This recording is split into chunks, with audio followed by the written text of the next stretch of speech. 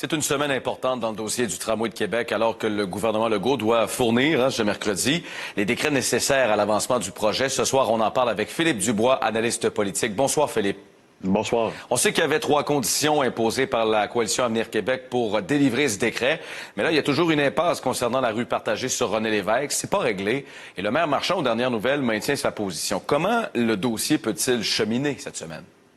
Force est d'admettre qu'il devra y avoir un compromis parce qu'actuellement, le maire tient son bout, le gouvernement semble tenir son bout également.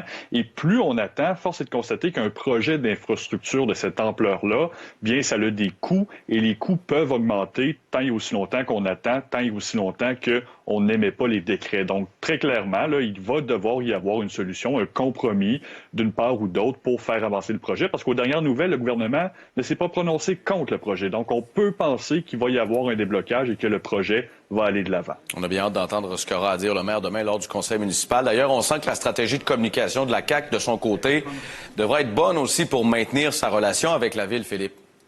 Oui, effectivement. On sait que, certains députés des banlieues et de la Rive-Sud semblent être plus dubitatifs face au projet parce que les gens qui sont les électeurs semblent aussi douter de ce projet-là. Mais en même temps, il ne faut pas oublier qu'à Québec, la société civile, elle est mobilisée en faveur du tramway. Les grands employeurs de la région, les institutions d'enseignement, même la Chambre de commerce ont dit que ça prenait un système de transport en commun efficace et collectif. Donc, en prévision des élections, en prévision de la campagne électorale, on va voter en octobre prochain. La CAQ, le gouvernement, n'aura pas le choix de trouver une solution pour plaire aussi aux gens qui sont en faveur d'un projet de transport structurant.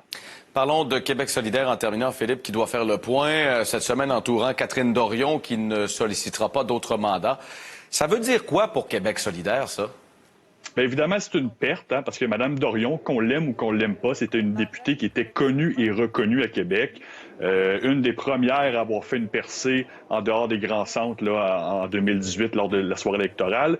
Et donc, si elle quitte, bien, elle laisse la circonscription de Tachereau ouverte pour une nouvelle candidature pour Québec solidaire parce que Tachereau était un château-fort péquiste, mais c'est devenu aujourd'hui ce qui semble être un château-fort solidaire.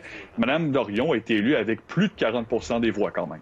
Alors, assurément, on aura un nouveau visage dans la circonscription de Tachereau. Ce sera à surveiller. Le scrutin qui a lieu le 3 octobre prochain. Philippe Dubois, analyste politique, merci d'avoir été des nôtres. Bonne soirée, à bientôt.